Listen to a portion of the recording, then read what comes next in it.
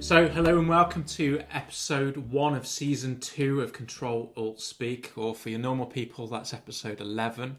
Massive thank you to all of you that's listening to this. If it's your first time here, welcome, and any of the existing listeners, great to have you back as well. Glad to hear we haven't put you off. So today we've got a very special guest, Steph Henson of Techtimeout. Hi Steph, how are you? I'm good, thanks. Chris, how you doing? I'm okay. I'm needing a holiday. Yeah. It's been a very, very busy summer with everything that's been going on, especially with all the... well, I don't know, are we allowed to call it COVID or the pandemic? Or if you listen to the episode with Anthony, the thing. So yeah, with everything that's been going on like that, our clients are keeping us busy. Here's a fun fact for you. The last 6 weeks, we've signed up 13 new clients. Wow, that's fantastic. Yeah. So sleepers for the week right now. Absolutely. So yeah, let's talk about you. So it's been 4 years, 3 years, 4 years? Yeah, I was trying to work it out. I can't quite remember the first time that we met. I think it was 3. Well, I know it involved wine. It definitely involved wine. Yeah. Yeah, it must have been 3 or 4 years now, I guess. Yeah. So that was because we introduced you to one of our clients. So for the listeners, that's obviously your 6 Ticks business. And if memory serves, we introduced you to one of our clients for a mobile app. That's right, yeah. Yeah, so 6 Ticks. Yeah. Describe 6 Ticks, what is it? Oh, well, so 6 Ticks, we're a digital agency that provides digital solutions to our clients. So from web development, data analysis, inquiry management systems, and mobile applications is our kind of bag. So anything digital is our bag of things. Yeah, data analysis. That just made me think about that Excel spreadsheet that we were playing with, and never before have I seen an Excel function that spanned over 4 lines of code. That was horrendous. That took some doing. Yeah. It was once I understood what you'd done. That was brilliant. So yeah, Excel queen, definitely. Yeah. I don't get to play with it as much anymore, unfortunately. But yeah, it's good fun. It's good fun when I do get my hands back into it. That spreadsheet still gets some use now. No, it does. Not. No, it does. The one you did for us. Oh, you're still using it? Yeah. Oh wow, that's amazing. Yeah, we still fire that up. It hammers the laptop pretty hard. Yeah, I could probably optimise that a bit for you now. But it does the job. Brilliant. So we're talking about Techtimeout today, which we'll get onto on a sec. But I think going back to 6 Ticks is very relevant, because when you and I first met, I think either your left or your right hand was substituted with a mobile phone, and Absolutely. It was ding, ding, ding, ding, ding. Ding, ding, ding. Yeah. I think that's a fair comment. Absolutely. I think. Yeah, and no stranger to 2, 3, 4 o'clock in the morning, emails flying around. Yeah, absolutely. I think, at the time we were still running a international kind of client base, so we had emails coming through all throughout the day, evenings, and I was totally tech obsessed. I had to see what my emails, it was, like you say, it was always there, always buzzing, always beeping, always, just consistently, and regularly, late nights, early mornings, checking emails in bed, just horrendous, just really horrendous. Now I look back on it. But thanks for reminding me. Checking emails in bed, I can't remember which episode it was. We were talking about the no electronics upstairs in my house. So yeah, there's no emails in bed here. Come bedtime, phone's gone. It's brilliant. It's great. It's a great habit to be in. Yeah. Yeah, And you've done that for years, haven't you? Yeah, probably coming on five plus years now. It was just a real conscious thing. There was a thing trending on LinkedIn last week, and it was the one thing that you can do to ruin your day right at the very beginning was, well, maybe not roll out of bed, but the first thing you do is check your email, and that could set you up for a bad day. Yeah. Obviously get the wrong email in your inbox, and your head's gone. Yeah. So it's such a distraction, because you see when you get a notification, and then you can't help but think about it, whatever it might be, whether it's good news, bad news, indifferent news. That it totally distracts you from whatever the thing is that you were intending to do. So it totally derails you, and it totally derails that moment in time, the next 10 minutes, the next 23 minutes, because it takes 23 minutes to get back to the task at hand after you've been distracted. That's crazy, isn't it? I think just that stat is just fascinating. Yeah, it's just 23 minutes. Do you? My phone's always on silent, it's always on vibrate, and I've got every single notification. The only notifications that I've got turned on: phone calls, text message, WhatsApp. Yeah. Everything else is off. Okay. Social. Well, in fact, the only social media I do is LinkedIn. That's off. Emails off. Yeah, it's something that we definitely advocate for through kind of Techtimeout. Yeah. For that, notifications, I go a bit further. I have all notifications off apart from texts and phone calls. Wow. So not even WhatsApp. Not even WhatsApp. Oh my god, no! If I had WhatsApp on, it would just drive me absolutely nuts. There's so many. I mean, every time I go in, I check. There's 20 odd messages there. You know, you've got group chats. You've got this, that, and the. I've got muted conversations, and all WhatsApp messages are off. Wow, that's brutal. Well, that's brutal. It's just taking control. So I choose when I want to check WhatsApp, not when someone wants to ask if I can pick up a pint of milk for the office. Right? It's not necessary for me to have that notification when I'm halfway through a meeting or a phone call or whatever it might be. Well, it's 23 minutes of the meeting that's just gone, isn't it? Exactly. That headspace that you lose because you've just gone, oh yeah, right, don't forget to add milk, right? It adds to your mental load of things that you need to do. Yeah. Which, if I go and check WhatsApp when I'm ready, then if I allocate that, 5 minutes between a meeting to go and reply to messages, then that's a really productive, time that I've chosen to do that with. If I just let my phone go wild with, like, say, lots of people have email notifications on, they have social media notifications on, all you need is a couple of posts, and then suddenly you've got, tens of, dozens of likes coming through that are pinging at you, messages, comments, and, you can't help but check them because you get a dopamine release when you get these. We're kind of chemically inducing satisfaction from getting these notifications, which is why we then continue to check them. We're in this definite perpetual cycle. So we said whilst we were brewing up before recording about the social dilemma, which on Netflix, and I saw that on Tuesday, and oh my god, just the science behind that of let's pop up a notification. So there's that trigger of dopamine for us. Yeah. And then all that advertising revenue for the people behind the platform as well, with no regard for our well-being at all. Absolutely. That's It's the irony really is that I've spent years with Six Ticks thinking about our job as a digital provider is to help our clients get the best out of their digital means. So if that's a website, encouraging people to stay on websites, encouraging them to complete call to actions on websites, buy now, book now, download here, all of that. The psychology that goes into that in terms of building a website with best practice to encourage the users to do what you want them to do.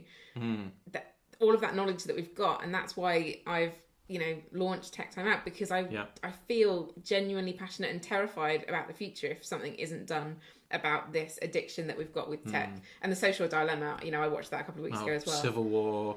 Oh yeah. Decimation of society. that was ludicrous. It was.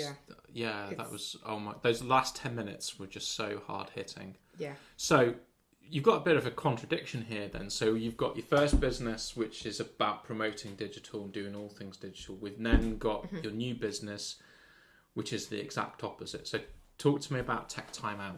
What is this? What is this about? So there is it's funny that you call it a contradiction. I think it's about being smart about the way that we're interacting with these technologies. So there is a definite place in the world for having brilliant tech. Like, I love tech. We need technology. It's pushed us forward hugely through innovation, science, health, business, communications, you name it. It's pushed us forward massively. However, with that, at the moment, there's limited protection for users about overuse. Yeah, if any. Yeah.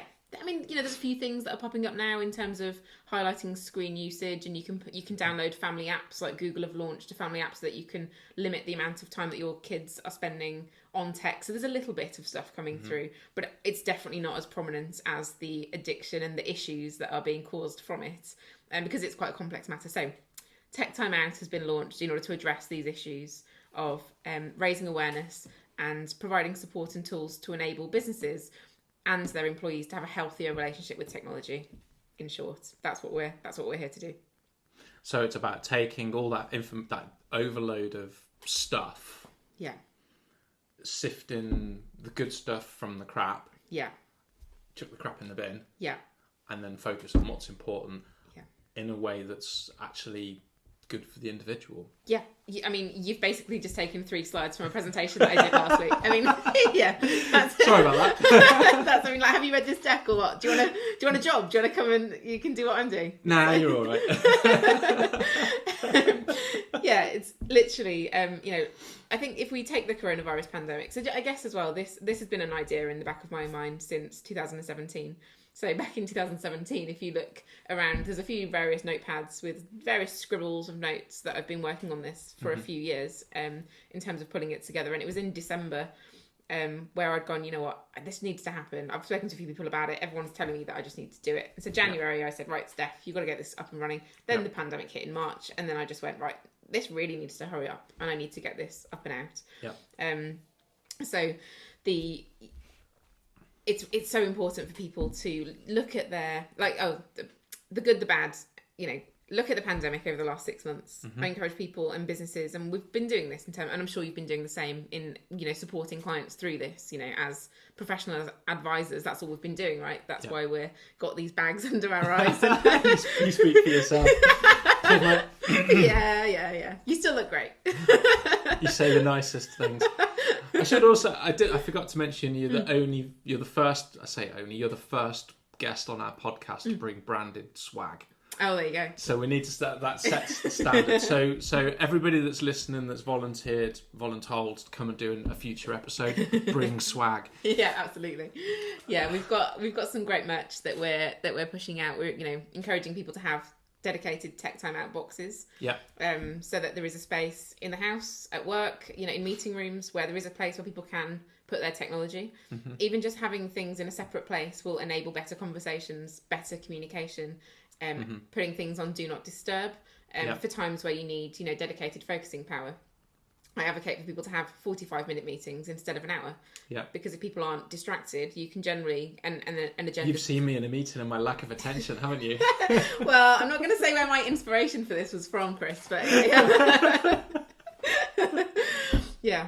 But there's nothing worse than being in a meeting, just bugbear. Being in a meeting, pointless meetings. Everyone's very busy. The pre-meeting meeting. Yeah. To discuss the pre-meet. To discuss the pre-meet.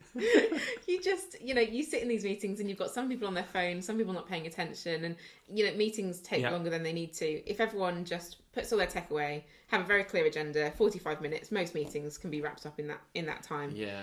Then you've got 15 minutes to write up actions, prepare for your next meeting, check your WhatsApp, check your notifications at a time that suits you before you then go into your next meeting. It enables a much kind of clearer, easier way of kind of managing your diary throughout the day.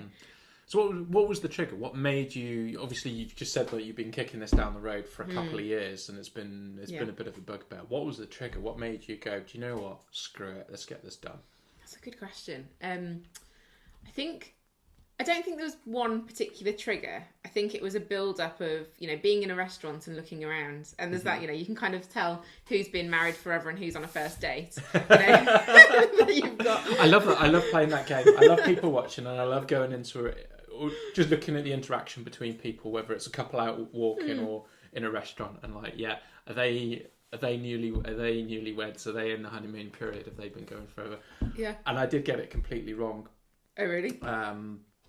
Was it probably 4 weeks ago? I went up Snowdon and climbing up Crib Goch, and there's this couple climbing, and they're all lovey-dovey, and it's like, hey guys, just wondering, how long have you been together? Yeah. And 2 years. Wow. 2 years, and they were still lovey-dovey, and all. It was a beautiful, beautiful thing to see, but I got it completely wrong. I thought they'd been together for a couple of months. Oh yeah, a couple of months, and they're actually still. Well, I think that's usually, you're in a restaurant or a coffee shop, you look around, people together, and they're just on their phones. Yeah. They're not talking to each other. Yeah. I did get a little breakaway recently to escape, and I went over to Italy, and just for a couple of days, and I was in a church, and And there was a section where you sat down, and I looked at it, and in front of me there were these young women, probably in their early 20s, and they were scrolling through Instagram. In the church. In this, like, it was a part of the church where you were supposed to, pay your respects and look at the, whatever it was that you were supposed to be looking at. And yeah, they were just scrolling through Instagram instead of, and I just thought, wow, that. So in terms of trigger points, I think there was that uproar. There was somebody was at Auschwitz, and they. Yeah. Not that I can say it properly, pronounce it properly, sorry guys. And there was somebody that went in and took a picture of it, and there was an absolute uproar at the disrespect. Yeah. So I think, you see that, you see frustrations when you're in meetings, you see the impacts in terms of, my 3-year-old niece is able to scroll through photos, take selfies on a phone, and she's 3. And I'm like, wow, that's crazy. Scary. That she can use that tech. She can pick up the phone and intuitively know what to do. That's nuts. So like my lad, I don't let him on my phone. I don't let him on my tablet. He knows how to work YouTube. Yeah. And together we'll sit and play Minecraft for a little bit here and there, and he knows how to fire that up. But to actually get onto a phone. Yeah. And take photos and start scrolling. Yeah. He might know how to do it over when he's at his mum's, but yeah.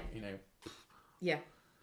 No, there's a clear separation here, and it's like actually the longer I can protect him. And that reminded me then of right at the end of the Social Dilemma. There's that scene where, and they're going, well, actually, how many execs from that world don't let their children near social media or the technology? And these are the guys that are building their stuff, engineering their stuff, championing it through, and they don't let their own children near it. And that tells you plenty, doesn't it?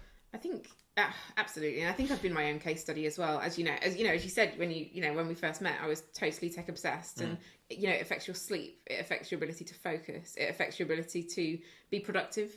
So you have those days where you get to the end of the day and you've done loads of stuff, but you've done nothing, and then you go to bed tired, you wake up tired. It's so draining. So then over the years, I've tried to channel my own ways of managing my relationship with tech. And then I found, methods that work for me, and then I've tried it with other people, and I've said, oh, can you? So a couple of things that I'll do with you, in terms of, rearranging. So if you look at the top apps that you use on your phone, and just move them for a week. And I guarantee, if you replace WhatsApp with the weather, right, you'll be amazed at how many times you check the weather during the next week. So my phone's just updated to iOS 14. Yeah. Because obviously, good cybersecurity principles. You install your updates, everybody, and do your updates. And so I've got all my icons. I'm pretty good. They're organised into pots, right, naturally. But they do go across 2 screens. And they Apple in their infinite wisdom, they added this translate icon that's just appeared at the top left of my second screen. Right. So that's obviously shunted all my other icons. Yeah. And exactly what you're saying. I'm like, where is that? Yeah. And you just end up looking around the screen trying to, and it's only shifted once. Yeah. It's only gone over left one square, and I know what you're saying. It's almost like muscle memory. Like you know instinctively where your text messages are, where your WhatsApp app is, where your email is, the things that you use the most. You know where it sits. So if you just move it, I find it quite entertaining, because then, in a week's time I get, Steph, I've moved these apps, so I keep checking the weather. It's quite good fun. So you're popular. Yeah. You're popular. Or I keep missing messages, and I'm like, were they important? No. Well, then it doesn't matter if you miss them, does it? If your notifications are off. If it's important, they'll call you. Absolutely, yeah. That's the reality. Yeah. Obviously, we're both directors of our own businesses. We've got people that work for us. We've got our teams. And I guess that means we've got a duty of care to look after their well-being, but we're in this fast-paced environment where everyone's going 10 to the dozen, can't stop to talk, sorry, too busy. Yeah. Really. How did you push these principles and tips out to your team? How did you say, come on guys, and girls, we've got to be healthier with our tech. This is what I want you to do. Yeah. How did you push that out? And did you get pushback? Did you get resistance? Oh, absolutely. So it's been, the guinea pigs, of this. Steph's at it again. Yeah, God, what's she telling us to do now? What? You want us to do what? Move your icons one to the left. Yeah, turn your notifications off.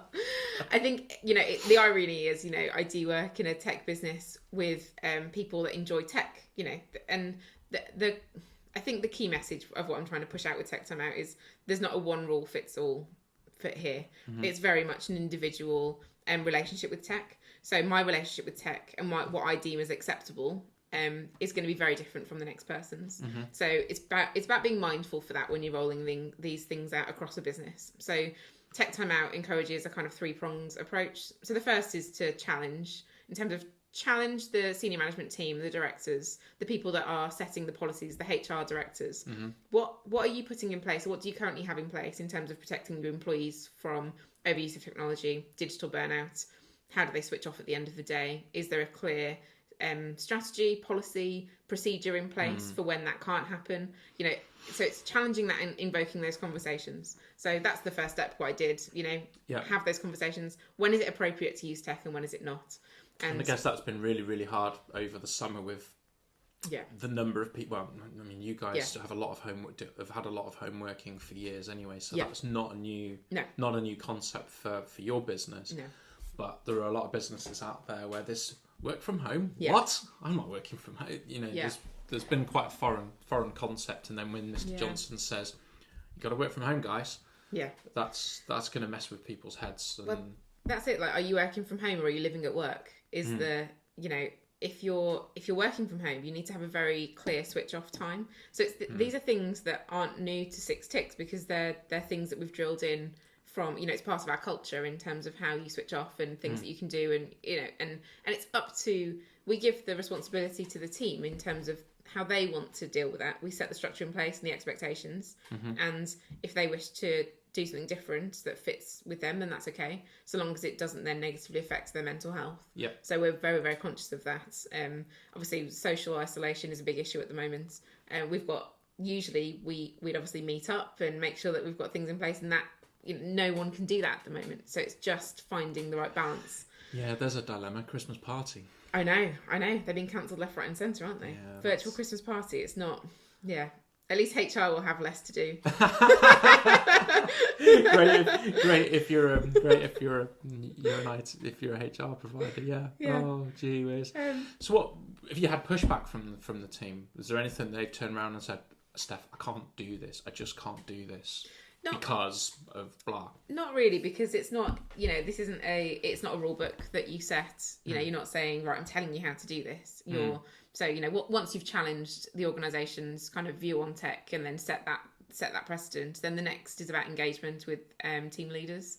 So then giving them tools in terms of how to raise this in one-to-ones. So then it becomes a conversation that people are having to check how people's relationship with tech is. So it's, we're not going in with a rule book of like, right, you need to turn off your notifications, you need to turn off your tech, you can't check your emails after 5. We're going to put a server block so that you can't literally read things through, which I know that some businesses have done. In France they've done that. Yeah, the French do that, don't they? Yeah.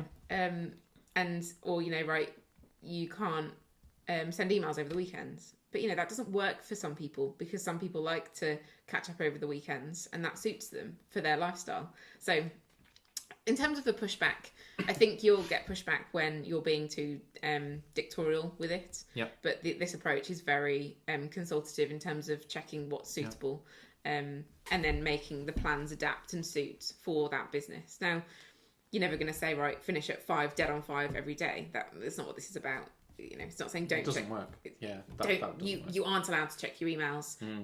Can create more anxiety than allowing people to check their emails.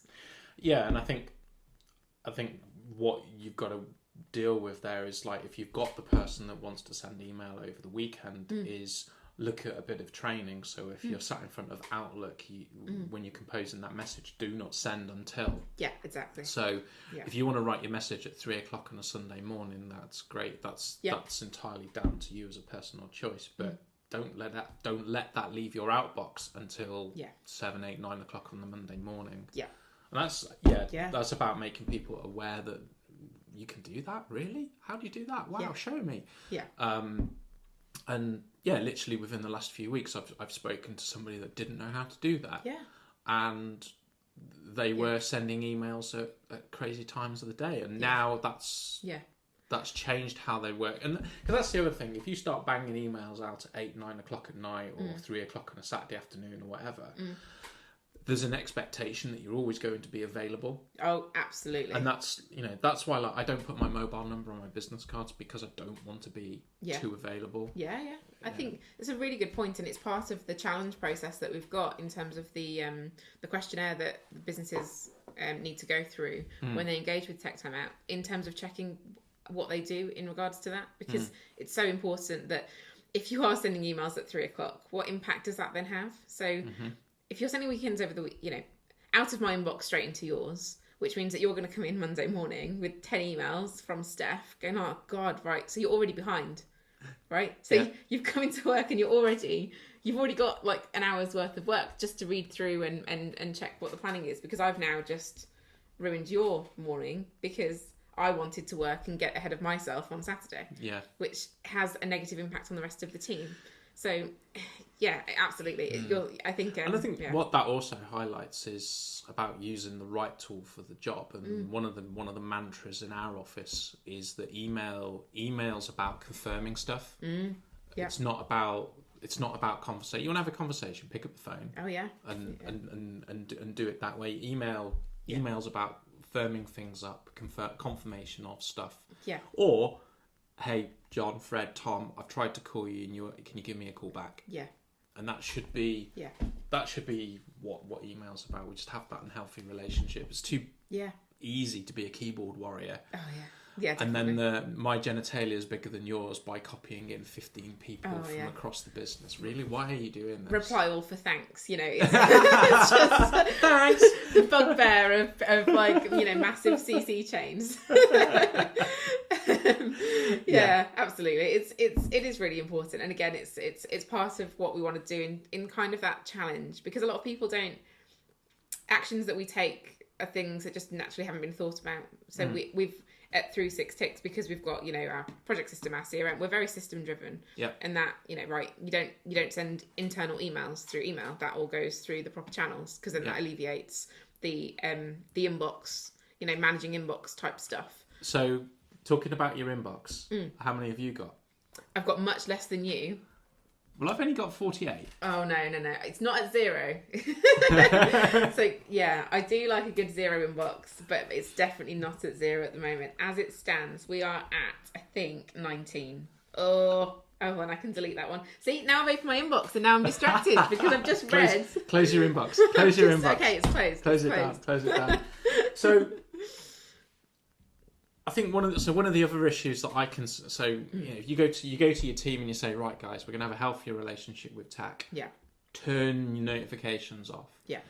And straight away, and this is the whole social media thing, and I think we've been not educated, brainwashed with that whole FOMO, that whole fear of missing out. You can't turn off my notifications. I need to know what emails I've got. Yeah. How do you address that? So it's about replacing it with something positive. So positive reinforcement in terms of what are people going to get back from turning off their notifications. So what is the important thing for that individual?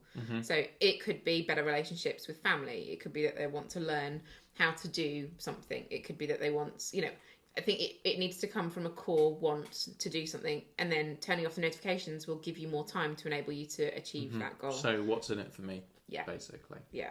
And it's one of those things that, if you did a 7-day challenge and then you said, well, what, just try it for 24 hours, just try it for 2 days. And initially it does take a bit of time of getting used to. Because, the other thing, now that you've got the red, function on WhatsApp, the 2 little blue ticks when someone's read but not replied. Yeah. People get around that by getting the notifications so that they can read the notification without actually showing to the other person that they've read it. Yeah. And then that's what you get. Like, well, I want to know what it says, but I don't want to showcase the other. So you're getting into all of this kind of psychological game it's playing. It's a message. What the hell are you playing at? Yeah, but it's like the new age of notes that you used to pass around at school. It's like, have they seen it? Have they not seen it? Like now you're trying to figure out. You want to see it, but not showcase that you've seen it. Yeah, because you don't want to see it. So you've got all of that to contend with. So how do you get around it? Good. It's not an easy. I think opening conversations about it, and if this is higher up on the agenda from a commercial and business perspective, that will naturally filter down into families and individuals. then into kids and to universities. That's an interesting how you describe that about starting at the business and letting it filter down to the family and the children. Yeah. There was, albeit around cyber security, there was a presentation I heard, a guy called Ed Tucker, who at the time he was the head of cybersec for HMRC, if memory serves.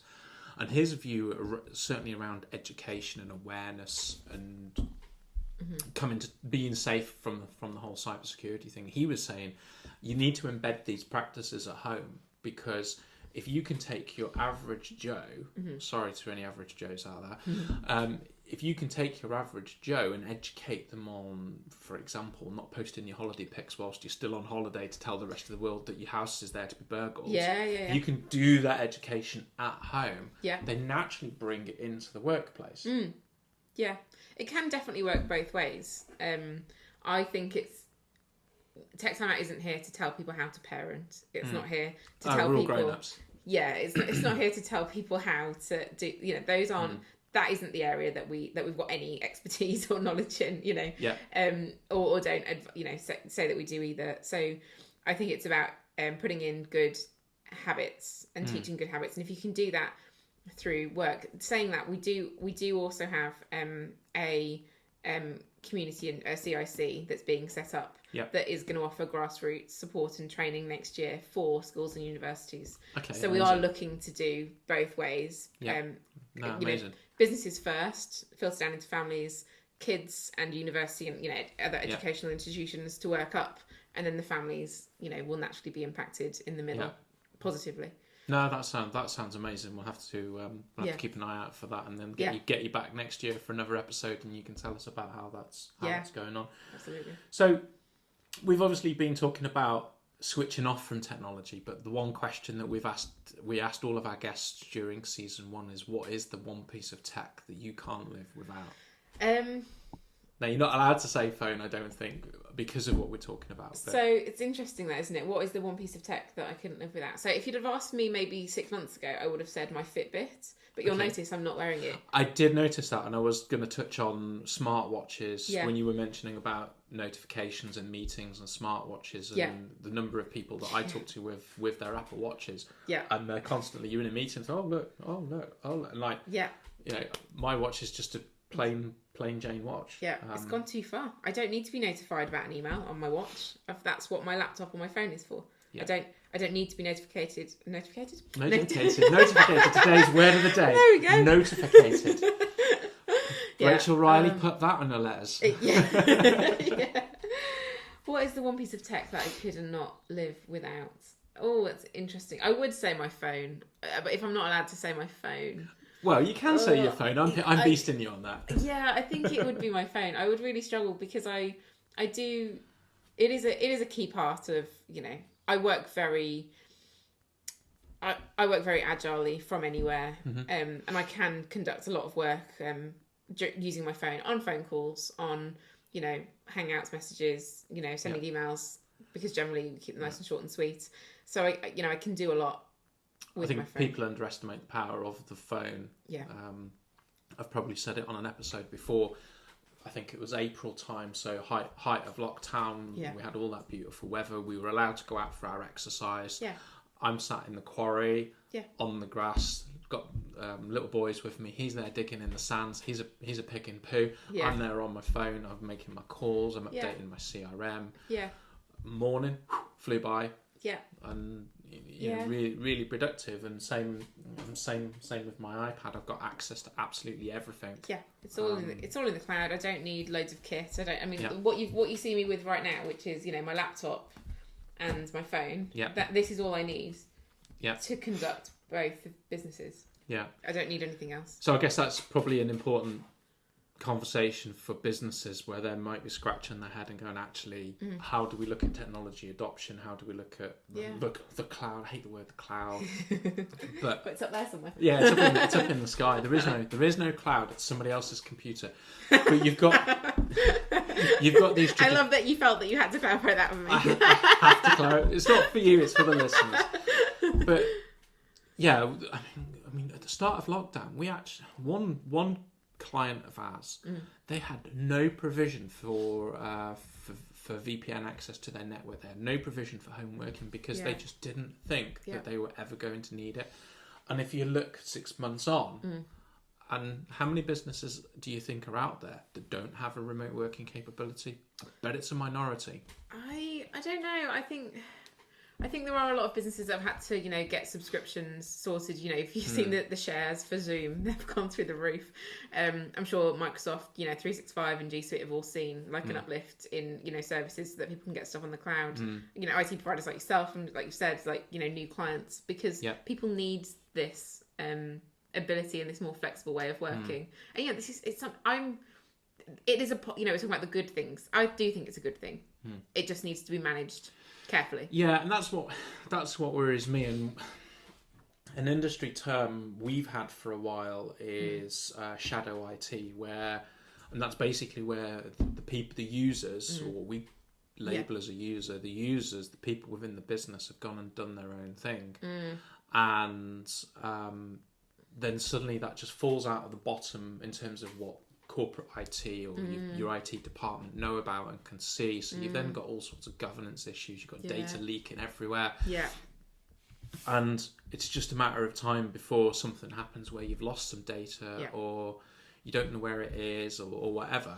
Yeah. And I think what that does is it highlights the importance of good strategy and basically taking the reins and saying, actually, this is how we deliver the IT. This is what we do. This is how we do it. Yeah. And saying, actually, these are the cloud. Yeah. These are the cloud tools with the eye roll. These are the cloud tools that we're going to adopt. This is our. And we don't, in our office, we don't use the term work from home. We use the term work from anywhere. Okay. Yeah. But it's about the business saying this is our strategy for working from anywhere. Yeah. And I don't care whether you're in a coffee shop, in your bedroom, in my meeting room, well, I don't care. Yeah. The ability to work from anywhere. Yeah. And to do that safely, securely, without everybody doing their own thing. Yeah, I think it's really important, isn't it? Just to make sure that you know exactly that people have the function to do that, but then that as a business, you've got the right measures in place to make sure that, productivity levels are good, mental health is okay, that, you can still check that everyone's doing okay, and you need provisions, you need software, you need, like say, strategy, you need good management structures, and you need trust, so you need to be in a culture where people do feel trusted. We've just onboarded a new developer into the team, and he was like, what? So I can work from home, and you just trust that I'm gonna work? And I said, well, yeah, because if you don't do your work by the end of the week, I'm gonna know about it because your productivity levels are gonna go down.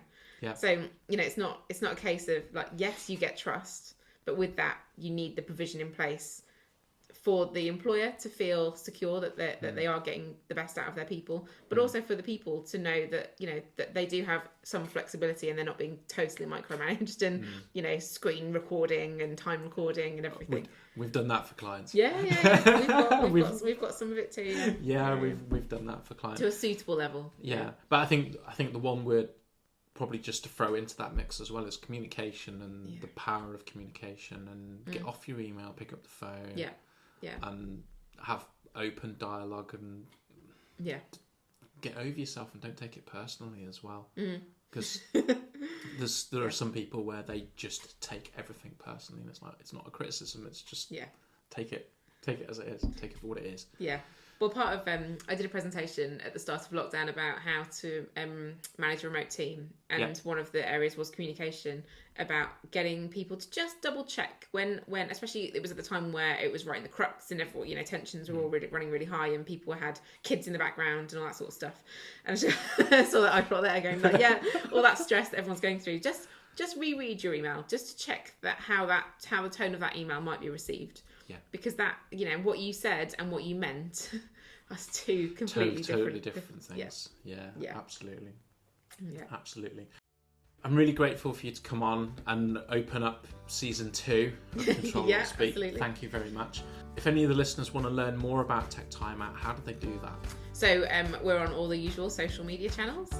All of them. All of them. We're on Facebook, Twitter and LinkedIn for Techtimeout, and Instagram. And you can find out more on the website, which is www.techtimeout.co.uk. Yep. And you can also email me directly at stephanie@techtimeout.co.uk as well. Yeah, brave giving your email address out. We're going to get that on the list. Yeah. So thank you everybody for listening to this episode. Hopefully you found it of use. If it's something that you want to contribute to a future episode, get in touch. We've obviously got our social media as well. Look for Bespoke Computing, Facebook, LinkedIn. You're not on TikTok yet then? You're not going to catch me on TikTok. You don't need to worry about that. I'm quite looking forward to a bit of Bespoke Computing TikTok. You could do Ask Chris on TikTok. Yeah. No. No. No. No. Yeah. I'm not brave enough for TikTok, no. Yeah, don't get any ideas, Beth. We're not going to be going on TikTok. Or if we are going on TikTok, it's not going to be me. So, yeah, thank you very much, Steph, for being our guest. Thank you, everybody, for listening. Any questions, get in touch. If you want to be on a future episode, get in touch. And thank you. And goodbye.